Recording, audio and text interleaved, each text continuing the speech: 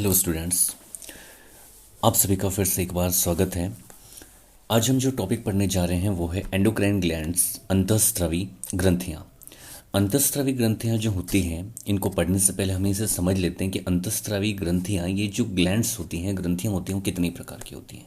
Totally ग्रंथियाँ जो होती हैं वो 3 प्रकार की होती हैं। एक होती हैं आपकी एंडोक्राइन ग्लैंड्स, एक होती हैं आपकी एक्सोक्राइन ग्लैंड्स, एक होती हैं आपकी मिश्रित ग्रंथियाँ। ठीक है ना, जो मिक्स्ड ग्लैंड होती हैं। तो बहिस्त्रावी, अंतःस्रावी और मिश्रित होती है। इसमें से अंतःस्रावी ग्रंथियां क्या होती हैं वो हमें अभी डिस्कस करना है। इनको हम एंडोक्राइन ग्लैंड्स को नलिका विहीन ग्रंथियां भी कहते हैं। क्या कहते हैं? नलिका विहीन ग्रंथियां भी कहते हैं। क्यों कहते हैं नलिका विहीन? क्योंकि इनमें नलिकाओं का प्रयोग नहीं होता, इनमें नलिकाएं नहीं होती हैं। यानी ये ग्रंथियां जो होती हैं, अपना जो भी सेक्रेशन होता है, अपना जो भी स्त्राव होता है, उसको सीधे के सीधे कहाँ पर फ्री कर देती हैं? रक्त में मुक्त कर देती है। कहाँ मुक्त कर देती है? सीधे के सीधे रक्त में मुक्त कर देती है। ठीक है, तो अपने सिक्रेशन को, यानी अपने सिक्रेशन को मतलब किसको? हार्मोन को कहाँ मुक्त कर देती है? सीधे रक्त में मुक्त कर देती है। ठीक है, बिना किसी नलिका के सहायता के। इसलिए इनको कहते हैं एंडोक्राइन ग्लैंड्स, अंतःस्रावी ग्रंथियां। ठीक है, तो इसलिए इनको कहा जाता है अंतःस्रावी ग्रंथियां। अभी अंतःस्रावी ग्रंथियां कई प्रकार की होती हैं, जैसे हाइपोथैलेमस है, पीयूष ग्रंथि है, थायराइड ग्लैंड है, पैराथायरॉयड है, थाइमस है, पीनियल बॉडी है, पेनक्रियाज है, एड्रिनल ग्लैंड है, टेस्टिस है, ओवरी है। ये सारी की सारी आपकी एंडोक्राइन ग्लैंड्स हैं। इनके सबके बारे में हमें बारी बारी से पढ़ना है। लेकिन आज हम जो डिस्कस करने जा रहे हैं, मेन फंक्शन जो एग्जाम की दृष्टि से सबसे महत्वपूर्ण टॉपिक है, वो है आपका पीयूष ग्रंथि। क्योंकि ये ग्रंथि जो है, इसमें सबसे ज़्यादा आपके हार्मोन्स की संख्या होती है, जो हम पढ़ेंगे। तो पीयूष ग्रंथि जो होती है, ये मटर के दाने के आकार की होती है। कैसे होती है? मटर के दाने के आकार की होती है और शरीर की सबसे छोटी ग्रंथि है। कैसी है? शरीर की सबसे छोटी ग्रंथि, जिसको मास्टर ग्लैंड भी कहते हैं। क्या कहते हैं इसको? मास्टर ग्लैंड कहते हैं। क्योंकि ये सभी दूसरी ग्रंथियों पर क्या करती है? कंट्रोल करती है। क्या करती है? कंट्रोल करती है। इसलिए इसको क्या कहते हैं? Master gland. अब पीयूष ग्रंथि कैसी? मटर के दाने के आकार की। इसकी कंडीशन देखिए कहाँ पर होती है। ये हाइपोथैलेमस का जो पार्ट होता है, इस हाइपोथैलेमस से, ठीक है ना, इनफंडिबुलम के द्वारा ये लटकी हुई रहती है। ठीक है, और ये जो जिस भाग में लटकी हुई है, ठीक है ना, ये स्फिनोइड अस्थि का एक गर्त है, जिसको कहते हैं सेला टर्सिका। क्या कहते हैं? सेला टर्सिका। इस सेला टर्सिका के अंदर, स्फिनोइड अस्थि के गर्त सेला टर्सिका के अंदर ये स्थित रहती है, मटर के दाने के आकार की। और इसके अंदर देखिएगा आप, अलग अलग लॉब्स दिख रहे हैं, 3 पालियाँ दिख रही हैं। तो अग्रपाली है, ठीक है ना, एक आपकी मध्यपाली है, ठीक है ना, और तीसरी है पोस्टीरियर लॉब जो पश्चपाली है। इस पश्चपाली को न्यूरोहाइपोफाइसिस भी कहते हैं। ठीक है ना, क्या कहते हैं? न्यूरोहाइपोफाइसिस। और ये जो अग्रपाली और मध्यपाली हैं, उन दोनों को मिला करके कहते हैं एडिनोहाइपोफाइसिस। इसमें से जो मेन पार्ट होता है वो होता है अग्रपाली, एंटीरियर लॉब। ठीक है, मध्यपाली मनुष्य के अंदर होती है, लेकिन डीजनरेटेड होती है, हासित होती है। अब बात करते हैं आगे कि ये जो पीयूष ग्रंथि है, इसको मास्टर ग्लैंड क्यों कहते हैं? क्योंकि ये बाकी सभी ग्लैंड्स पर क्या करती है? कंट्रोल रखती है। अब पीयूष ग्रंथि पर भी कंट्रोल रखने वाली ग्रंथियां हैं, ठीक है ना। तो पीयूष ग्रंथि खुद किसके कंट्रोल में रहती है? तो हाइपोथैलेमस के कंट्रोल में रहती है। इसलिए पीयूष ग्रंथि को हमने मास्टर ग्रंथि कहा था। तो हाइपोथैलेमस को क्या कहेंगे? हेड मास्टर या अंतःस्रावी तंत्र का सुप्रीम कमांडर। ठीक है ना, क्या कहते हैं? अंतःस्रावी तंत्र का सुप्रीम कमांडर या बैंड मास्टर भी इसको कहा जाता है। किसको कहा जाता है? हाइपोथैलेमस को कहा जाता है। तो इसको supreme commander of endocrine glands कहा जा सकता है। ठीक है ना, मास्टर ऑफ मास्टर ग्लैंड भी कह सकते हैं। क्या कह सकते हैं? मास्टर ऑफ मास्टर, क्योंकि मास्टर ग्रंथि का भी मास्टर है, इसलिए मास्टर ऑफ मास्टर ग्लैंड भी कहा जाता है। तो कितनी लॉब्स होती हैं इसके अंदर? 3 लॉब्स होती हैं। ठीक है, अग्रपाली, मध्यपाली और पश्चपाली। अग्रपाली से कौन कौन से हार्मोन निकलते हैं, मध्यपाली से कौन कौन से निकलते हैं, और पश्चपाली से। तो अग्रपाली से, जिसको पस डिस्टेलिस भी कहते हैं, उससे वृद्धि हार्मोन या somatotropic hormone, thyroid stimulating hormone, adrenocorticotropic hormone, gonadotropic hormone, metabolic hormone, prolactin hormone, ये सारे के सारे जो हैं वो पस डिस्टेलिस या अग्रपाली से स्रावित होते हैं। दूसरी जो मध्यपाली है, पस इंटरमीडिएट, उससे मनुष्य में यह पाली जो होती है, मैंने पहले ही बताया था कि हासित होती है। इसलिए ये जो हार्मोन लिखा है वो मनुष्य में कहाँ से स्रावित होता है? अग्रपाली से ही होता है, जिसका नाम है मेलानोसाइट स्टिमुलेटिंग हार्मोन। MSH। और पश्चपाली जो है पर्स नर्वोसा, उससे दो हार्मोन निकलते हैं, ऑक्सीटोसिन और एक होता है एंटी डायूरेटिक हार्मोन या ADH। अब एक एक करके इन सभी हार्मोन्स के बारे में पढ़ेंगे कि इनकी कमी से क्या होता है, ये हार्मोन क्या काम करते हैं, इनकी वृद्धि हो जाए तो क्या होगा, तो कौन कौन से इफेक्ट हमारी बॉडी पर ये डालते हैं। तो पहला जो आ रहा है अग्रपाली से स्रावित हार्मोन, उसमें बात कर रहे हैं हम सबसे इंपॉर्टेंट सोमेटोट्रोपिक हार्मोन STH, या इसी को ग्रोथ हार्मोन या वृद्धि हार्मोन भी कहते हैं, क्योंकि ये हमारी शरीर की वृद्धि में बहुत इंपॉर्टेंट रोल प्ले करता है। तो हमारी कोशिकाओं में प्रोटीन संश्लेषण की क्रिया को ये बढ़ाता है। प्रोटीन संश्लेषण की क्रिया बढ़ेगी तो हड्डियाँ जो होती हैं, अस्थियाँ जो होती हैं, वो भी बढ़ती हैं, उनकी वृद्धि भी बढ़ती है। और अस्थियों की हाइट बढ़ेगी, लेंथ बढ़ेगी, तो हमारी बॉडी भी क्या करेगी, ग्रोथ करेगी, हमारी बॉडी भी क्या होगी, डेवलप होगी। तो हमारी शरीर की वृद्धि और विकास के लिए कौन सा हार्मोन ज़रूरी है, ग्रोथ हार्मोन ज़रूरी है, क्योंकि प्रोटीन संश्लेषण को बढ़ाता है, जिससे बोन्स की साइज़ में वृद्धि होती है, और बोन की साइज़ में वृद्धि होगी तो हमारा डेवलपमेंट अच्छा होता है।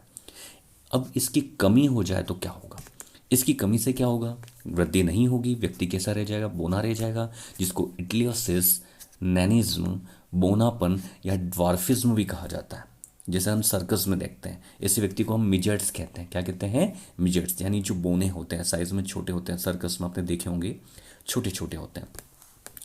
अगर इसकी वृद्धि हो जाए, अगर इसकी क्या हो जाए, अधिकता हो जाए, तब क्या होगा, तो अधिकता होने से वृद्धि क्या हो जाएगी, बढ़ जाएगी, यानी शारीरिक लंबाई अधिक हो जाती है, वृद्धि अधिक हो जाती है, और इसे हम कहते हैं भीमकायता, अतिकायता या गैंटिज्म भी कहते हैं, कि वो गैंट होता जब बिल्कुल बहुत ही बड़ा हो जाता है साइज में, तो इसकी अधिकता से ये रोका जाता है।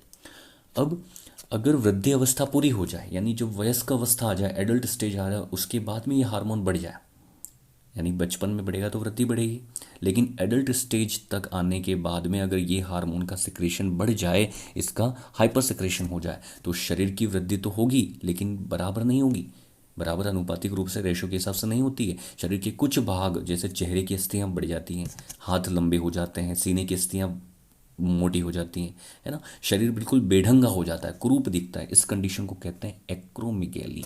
क्या कहते हैं, एक्रोमिगैली। तो पहली कंडीशन हमने देखी कि व्यक्ति बूढ़ा रह जाएगा इसकी कमी से, जिसको कहा था ड्वार्फिज्म, ठीक है ना, मिजेट्स होते हैं वो, हाइट कम रह जाती है। अगर ज़्यादा हो जाए तो वृद्धि बढ़ जाती है, ठीक है ना, जिसको हमने कहा था गैंटिज्म या अतिकायता या महाकायता। और अगर वृद्धि अवस्था पूरी हो जाए, एडल्ट स्टेज में ये हार्मोन बढ़े, ठीक है ना, तब क्या हो जाता है, एक्रोमेगेली होता है। तब उसको क्या कहते हैं, एक्रोमेगल। लगभग 7-8 फुट का हो जाता है इंसान, कितने फुट का हो जाता है, 7-8 फुट का हो जाता है, तो इसको कहते हैं एक्रोमेगेली। कुबड़ा, यानी कभी कभी ग्रोथ हार्मोन अतिस्रावण भी हो जाए तो रीढ़ की हड्डी की लंबाई जो होती है वो भी बढ़ जाती है, और वो बढ़ने से क्या होता है, ऊपर से वो रीढ़ की हड्डी टेढ़ी हो जाती है, मुड़ने लग जाती है, और मुड़ती है तो कुबड़ का विकास हो जाता है। क्या हो जाता है, कुबड़ का विकास, जिसको काइफोसिस कहते हैं या कुबड़ा भी कहते हैं। क्या कहते हैं, कुबड़ा या काइफोसिस भी कहा जाता है, ठीक है। जब रीढ़ की हड्डी ज़्यादा मात्रा में क्या हो जाए, बढ़ जाए, किसके कारण, ग्रोथ हार्मोन की वृद्धि के कारण, हाइपर सिक्रेशन के कारण। दूसरा जो हार्मोन है वो है थायराइड स्टिमुलेटिंग हार्मोन, जिसको थायराइड प्रेरक हार्मोन कहते हैं। इसको थायराइड ट्रोपिन भी कहा जाता है। अब नाम से ही पता चल रहा है, प्रेरक है, ये स्टिमुलेट कर रहा है ना, तो ये क्या करेगा, थायराइड ग्रंथि की जो क्रियाशीलता है उसको क्या करेगा, प्रभावित करेगा, ठीक है। तो ये हार्मोन क्या करता है, थायराइड ग्रंथि से थायरोक्सिन निर्माण को प्रेरित करेगा, और थायरोक्सिन बनता किससे, आयोडीन से बनता है। तो ये हार्मोन ब्लड के अंदर आयोडीन के अवशोषण को क्या करेगा, बढ़ाएगा, आयोडीन के अवशोषण को क्या करेगा, बढ़ाता है, जिससे थायराइड क्या करेगा, आयोडीन की सहायता से हार्मोन का स्त्रवण करता है, जिसको थायरोक्सिन हार्मोन कहते हैं, जिसमें 2 हार्मोन होते हैं, T3 और T4। इसको जब हम थायराइड ग्रंथि पढ़ेंगे तब देखेंगे, टेट्रा आयोडोथायरोनिन, और एक होता है टेट्रा आयोडोथायरोनिन, और एक होता है ट्राई आयोडोथायरोनिन। इसके आगे जो हार्मोन है वो है ACTH, एड्रीनोकार्टिकोट्रोपिक हार्मोन। ये हार्मोन, अब नाम से पता चल रहा है, एड्रीनो यानी एड्रिनल ग्रंथि के कौन से भाग, कार्टिको यानी कॉर्टेक्स, जो कॉर्टेक्स वाला भाग होता है, ठीक है ना, उसको क्या करता है, ये प्रेरित करता है। क्या करता है, प्रेरित, क्या करने के लिए, हार्मोन के स्त्रवण। तो ये हार्मोन एड्रिनल ग्रंथि के कॉर्टेक्स वाले भाग को हार्मोन के स्त्रवण के लिए क्या करेगा, प्रेरित करता है। तो ये इसका काम हो गया। नेक्स्ट जो हार्मोन आ रहा है वो आपका गोनेडोट्रोपिन हार्मोन। कौन सा हार्मोन है? Gonadotropin hormone. तो ये जो गोनेडोट्रोपिन हार्मोन है ये दो प्रकार के होते हैं। गोनेड्स, गोनेड्स मतलब जो युग्मज होते हैं, है ना, जिनको युग्मक भी कहते हैं, गोनेड्स होते हैं। ये हार्मोन दो प्रकार के हैं। एक तो होता है एफएसएच फॉलिकल स्टिमुलेटिंग हार्मोन, दूसरा है एलएच ल्यूटिनाइजिंग हार्मोन। ये दो प्रकार के होते हैं। एफएसएच का काम मादा के अंदर क्या होता है? ये मादा के अंदर जो अंडाशयी पुटिकाएं होती हैं, जो फॉलिकल होती है, नाम से ही पता चल रहा है फॉलिकल, जो पुटिकाएं हैं, अंडाशयी पुटिकाएं, उनके निर्माण को क्या करेगा? प्रेरित करेगा। ठीक है ना, उनको स्टिमुलेट करता है। दूसरा, इन फॉलिकल से एक हार्मोन निकलता है जिसको फीमेल सेक्स हार्मोन कहते हैं, जो कि होता है एस्ट्रोजन। कौन सा होता है? एस्ट्रोजन। ये भी इससे सिक्रेट होता है। ठीक है ना, इससे से सिक्रेट होता है। अब नर के अंदर क्या काम करते हैं मेल के अंदर? तो मेल के अंदर जो टेस्टिस होता है, वृषण, उसमें सेमनीफरस ट्यूबल्स होती हैं, उनका विकास करता है। और जो शुक्र जनन है यानी शुक्राणुओं का जो निर्माण होता है, जिसको कहते हैं स्पर्मेटोजेनेसिस, उसमें भी इंपॉर्टेंट रोल प्ले करता है। ठीक है ना, तो मादा के अंदर, फीमेल के अंदर भी इसका अलग रोल प्ले है और नर के अंदर भी अलग रोल प्ले है। और दोनों के दोनों क्या काम कर रहे हैं? उनके गोनेड्स यानी उनके जनन जो युग्मक होते हैं उनके निर्माण को प्रेरित करता है, इसलिए इनको गोनेडोट्रोपिन हार्मोन भी कहा जाता है। अब है ल्यूटिनाइजिंग हार्मोन, एलएच। ये क्या करेगा?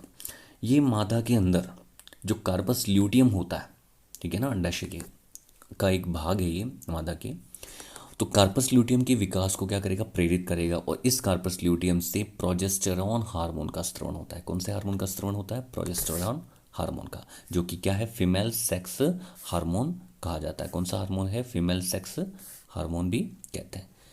इसके अलावा नर के अंदर ये क्या काम करेगा? तो जो टेस्टिस होता है, वृषण, उसमें लीडिंग कोशिकाएं होती हैं, उन लीडिंग कोशिकाओं से टेस्टोस्टेरोन हार्मोन, जो कि मेल सेक्स हार्मोन है, नर लिंग हार्मोन है, इसके स्त्रवण को क्या करेगा? प्रेरित करेगा। तो क्लियर कर देता हूँ यहाँ पर मैं कि दो चीज़ें हो रही हैं यहाँ पर, दो हार्मोन है आपके। कौन कौन से हार्मोन है ये देखिएगा। गोनेडोट्रोपिन में एक है आपका फॉलिकल स्टिमुलेटिंग हार्मोन, दूसरा ल्यूटिनाइजिंग हार्मोन। ये मादा के अंदर क्या कर रहा है? फॉलिकल को प्रेरित कर रहा है, जिससे एस्ट्रोजन बन रहा है। ठीक है, और मादा के अंदर जो वृषण होते हैं उनमें शुक्राणुओं के निर्माण को प्रेरित करता है। ल्यूटिनाइजिंग हार्मोन कार्पस ल्यूटियम के द्वारा प्रोजेस्टेरॉन को, स्त्रवण को प्रेरित करता है। और ये नर के अंदर, टेस्टिस के अंदर लीडिंग कोशिकाओं के द्वारा टेस्टोस्टेरोन के हार्मोन के निर्माण को प्रेरित करता है। अब इसके आगे हम देखते हैं कि ये तो हो गए हार्मोन। एक लास्ट हार्मोन और भी बचे हैं दो, वो भी देख लेते हैं, जो कि अग्रपाली की बात कर रहे हैं, उससे स्त्रवित होता है। एक है ल्यूटियोट्रोपिक हार्मोन, ल्यूटियोट्रोपिक हार्मोन, इसको एलटीएच भी कहते हैं। इसी को मेमोट्रोपिक हार्मोन या मातृत्व हार्मोन भी कहते हैं। क्यों कहते हैं? क्योंकि ये हार्मोन जो होता है, जब गर्भावस्था होती है उसके दौरान मादा में जो स्तन ग्रंथियां होती हैं, जो मेमरी ग्लैंड्स होती हैं, उनके विकास को प्रेरित करता है। मेमरी ग्लैंड डेवलप होती हैं इससे, और इसी हार्मोन के द्वारा स्तन ग्रंथियों में क्या बनता है? दुग्ध निर्माण होता है, मिल्क फॉर्मेशन होता है, मिल्क सिंथेसिस होता है। तो स्तन ग्रंथियों में दुग्ध निर्माण को प्रेरित करने वाला हार्मोन कौन सा है? ल्यूटियोट्रोपिक हार्मोन, जिसको मेमोट्रोपिक हार्मोन भी कहते हैं। अब ये ध्यान रखना, है पे कन्फ्यूजन होता है। बहुत सारी जगह क्वेश्चन आता है, दुग्ध निर्माण को प्रेरित करने वाला हार्मोन कौन सा है? तो ल्यूटियोट्रोपिक। और दुग्ध स्त्राव को, यानी दुग्ध जो मिल्क का जो सिक्रेशन होता है, वो कौन से हार्मोन से होता है? तो वो हार्मोन अलग है, ऑक्सीटोसिन है। कौन सा है? ऑक्सीटोसिन। इसलिए इसको दुग्ध निर्माण को प्रेरित करता है, इसलिए इसको लैक्टोजेनिक हार्मोन भी कहते हैं। क्या कहते हैं? Lactogenic hormone. इसके अलावा मेटाबॉलिक हार्मोन होता है, जो क्या करेगा? मेटाबॉलिज्म को इफेक्ट करता है, यानी कार्बोहाइड्रेट और वसा जो फैट होती है उसके मेटाबॉलिज्म से संबंधित हार्मोन होता है, उनके मेटाबॉलिज्म में इंपॉर्टेंट रोल प्ले करता है। ये तो हो गए अग्रपाली के हार्मोन। अब बात करते हैं मध्यपाली के हार्मोन। मध्यपाली जो होती है ना, मध्यपाली मैंने पहले ही बता दिया है कि मनुष्य में कैसी है? डीजेनरेटेड है, हासित है, बराबर नहीं होती है, छोटी होती है या ना के बराबर होती है। तो इससे स्रावित होने वाले हार्मोन भी ना के बराबर होते हैं। एक हार्मोन है मेलेनोसाइट प्रेरक हार्मोन, मेलेनोसाइट स्टिमुलेटिंग हार्मोन, इसको मेलेनोट्रोपिन हार्मोन भी कहते हैं। ये जो मेलेनोसाइट कोशिकाएं हैं, ये हमारी त्वचा के रंग को निर्धारित करती हैं। ठीक है ना, त्वचा के रंग को निर्धारित करती है। कहीं कहीं पर मेलेनिन वर्णक जम जाता है ना, तो वहाँ पे ब्लैक ब्लैक हो जाता है। जैसे कि तिल होते हैं जहाँ पे हमारी बॉडी में, वो तिल क्यों होते हैं? वहाँ पे मेलानिन की मात्रा बढ़ जाती है। क्या होती है, मेलानिन की मात्रा वहाँ पे बढ़ जाती है और जम जाता है, जिससे वहाँ पे तिल का निशान हमें दिखाई देता है, हम कहते हैं उससे तिल है ना, बहुत लकी है। ऐसा कुछ नहीं है। कुछ उभयचर जीव होते हैं, उनकी त्वचा में वर्णकों के एक समान वितरण का कार्य ये करता है। किसमें, एम्फीबियंस में करता है ये, ठीक है ना। पिगमेंट्स होते हैं, उनको क्या करता है, डिस्ट्रीब्यूट करता है स्किन के अंदर बराबर, ठीक है। मनुष्य में ये क्या करता है, ये हार्मोन मनुष्य में मध्यपाली तो है ही नहीं, डिजेनरेटेड है, तो कहाँ से निकलेगा, अग्रपाली से ही स्त्रवित होता है, ठीक है ना। क्योंकि मध्यपाली क्या है, मनुष्यों में हासित होती है, डिजेनरेट होती है, ठीक है। और मनुष्य में ये हार्मोन जो होता है कहाँ से निकलता है, अग्रपाली से। और मेलेनोसाइट जो होती हैं उनके विकास से संबंधित होता है, इनके विकास को क्या करता है, प्रेरित करता है। तो त्वचा के रंग से संबंधित ये हार्मोन होता है, जो त्वचा के वर्णक होते हैं, जो रंग का निर्धारण करते हैं, उनसे संबंधित था। अब पश्चपाली से स्रावित हार्मोन, पश्चपाली जो होती है पीयूष ग्रंथि की, पिट्यूटरी ग्लैंड की, उसमें कोई भी हार्मोन का निर्माण या कोई भी हार्मोन का संश्लेषण होता नहीं है, यानी निर्माण यानी बनता भी नहीं है और वहाँ पे संश्लेषण भी नहीं होता है। लेकिन यहाँ पर हाइपोथैलेमस के अंदर दो हार्मोन बनते हैं, यहाँ पे सिक्रेट ज़रूर होते हैं, बनते नहीं हैं लेकिन यहाँ से सिक्रेशन ज़रूर होता है। कौन कौन से, ऑक्सीटोसिन और वेसोप्रासिन। अब ऑक्सीटोसिन की बात करें, जिसकी मैंने अभी बताया था दुग्ध स्राव को प्रेरित करता है, दुग्ध निर्माण को करता है ल्यूटियोट्रोपिक हार्मोन, लैक्टोजेनिक हार्मोन भी कहा था उसको। अब है ऑक्सीटोसिन हार्मोन। ये हार्मोन जब गर्भावधि पूर्ण हो जाती है ना, जब गर्भावधि पूर्ण हो जाती है तो गर्भाशय में संकुचन होता है, और गर्भाशय में तीव्र संकुचन होता है, ठीक है ना, यूटेरस के अंदर, तो प्रसव पीड़ा कम हो जाती है और बच्चा जन्म ले लेता है। तो प्रसव में आसानी पैदा करता है, प्रसव को आसान बनाता है कौन सा हार्मोन, ऑक्सीटोसिन हार्मोन, जिससे प्रसव इजी तरीके से हो जाता है, प्रसव पीड़ा कम हो जाती है। और ये हार्मोन शिशु के जन्म के बाद माता के शरीर में जो स्तन ग्रंथियाँ होती हैं, स्तन ग्रंथियों से जो मेमरी ग्लैंड्स होती हैं उनसे दुग्ध निर्माण होता है जिनमें, तो इन स्तन ग्रंथियों में संकुचन को प्रेरित करता है, जिससे दुग्ध का क्या होता है, स्त्राव होता है। तो दुग्ध स्त्रवण को प्रेरित करने वाला हार्मोन कौन सा है, ऑक्सीटोसिन। तो दो चीज़ें मैंने क्लियर कर दी, दुग्ध स्त्रवण को प्रेरित करने वाला हार्मोन ऑक्सीटोसिन, और दुग्ध निर्माण को प्रेरित करने वाला हार्मोन ल्यूटियोट्रोपिक हार्मोन, जिसको लैक्टोजेनिक हार्मोन भी कहा जाता है। इसे लव हार्मोन भी कहते हैं। लव हार्मोन इसलिए कहते हैं क्योंकि ये माता और जो शिशु होता है उसके बीच में जो एक कड़ी होती है उसको जोड़ने का काम करता है, उनकी ममत्व को, उनके मातृत्व को जगाने का कार्य करता है, जिससे माता का अपने बच्चे के प्रति स्नेह भाव बढ़ता है, इसलिए इसको लव हार्मोन भी कहते हैं, ऑक्सीटोसिन को। अब नेक्स्ट जो हार्मोन है वो है वेसोप्रेसिन, जिसको एडीएच या एंटी डायूरेटिक, मूत्र विरोधी हार्मोन, मूत्र रोधी हार्मोन होता है। मूत्र रोधी यानी मूत्र के निर्माण में क्या कर रहा है, बाधा डाल रहा है। तो ये हार्मोन क्या करता है, वृक्क या नेफ्रॉन्स पे कार्य करता है, ठीक है। और साथ में वृक्क या नेफ्रॉन्स जो होते हैं हमारे शरीर के अंदर, बॉडी के अंदर, किडनी के अंदर होते हैं नेफ्रॉन्स, जो कि किडनी की संरचनात्मक इकाई है, जो क्या करती है, हमारी किडनी फिल्टर का काम करती है, ठीक है ना, मूत्र के निर्माण को प्रेरित करती है। तो वहाँ पर जल जो जाता है उसके रीअब्जॉर्प्शन को क्या करता है, बढ़ाता है ये हार्मोन, और रीअब्जॉर्प्शन बढ़ेगा तो मूत्र कम बनेगा, यानी मूत्र की आयतन की कमी होगी, ठीक है। इसलिए मूत्र रोधी हार्मोन भी इसको कहा जाता है कि मूत्र की मात्रा को कम करता है, ठीक है। हमारी किडनी जो होती है डेली 180 लीटर के आसपास उसको क्या करती है, फिल्टर करती है, ठीक है। लेकिन हम यूरिन के रूप में बहुत कम मात्रा निकालते हैं, क्यों, क्योंकि 95% जो चीज़ें होती हैं, ठीक है ना, जो हम हमारी लीवर में से किडनी में से निकलती हैं, वो क्या हो जाती हैं, वापस रीअब्जॉर्व हो जाती हैं, क्या हो जाती हैं, रीअब्जॉर्व, उनको फिर से काम में ले लिया जाता है। अब क्या होगा, ये मूत्र रोधी हार्मोन है, तो मूत्र के आयतन में क्या कर रहा है, कमी ला रहा है। लेकिन जब इसी की कमी हो गई तो मूत्र की आयतन में क्या हो जाएगी, वृद्धि हो जाती है, मूत्र का आयतन बढ़ जाता है। और इससे क्या होगा, मूत्र का आयतन बढ़ेगा तो मूत्र में जो हमारी बॉडी होती है उसके अंदर रुधिर में, ठीक है, रुधिर में जल की मात्रा क्या हो जाती है, बढ़ जाती है, और रोगी को बार बार मूत्र आता है, मूत्र की शिकायत रहती है, इसको कहते हैं मूत्रमेह, ठीक है, या ये मधुमेह भी कह सकते हैं इसको। मधुमेह जो होते हैं, डायबिटीज़ दो प्रकार की होती है, डायबिटीज़ इंसिपिड्स जो कि मूत्र से संबंधित है, बार बार मूत्र आना, और एक था डायबिटीज़ मेलिटस जो कि इंसुलिन की कमी से होता है। किसकी कमी से होता है, इंसुलिन की कमी से।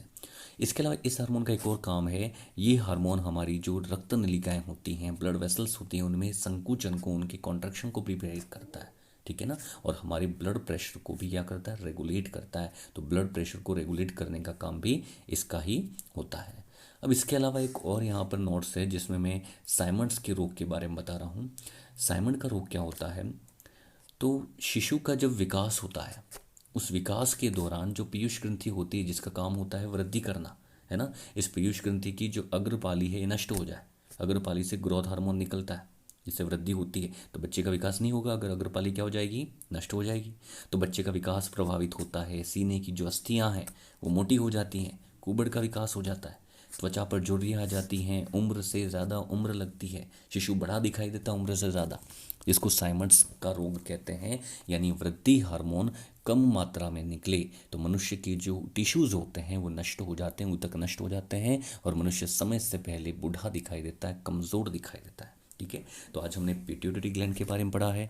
नेक्स्ट हम जो पढ़ेंगे वो बाकी सभी ग्रंथियों का एक साथ वीडियो बनाएंगे, क्योंकि ये बहुत ज़्यादा लंबा वीडियो हो जाएगा। अगर आपको वीडियो पसंद आया है तो वीडियो को लाइक कीजिएगा, शेयर कीजिएगा, कमेंट भी कीजिएगा, और साथ में आपका कोई क्वेश्चन हो तो आप वहाँ पर पूछ भी सकते हैं कमेंट में जा करके। अगर आपने चैनल सब्सक्राइब नहीं किया है तो चैनल को सब्सक्राइब कीजिएगा ताकि हमारी जो वीडियो है आपको सबसे पहले पहुँचे आप तक। Thank you. जय हिंद, जय भारत।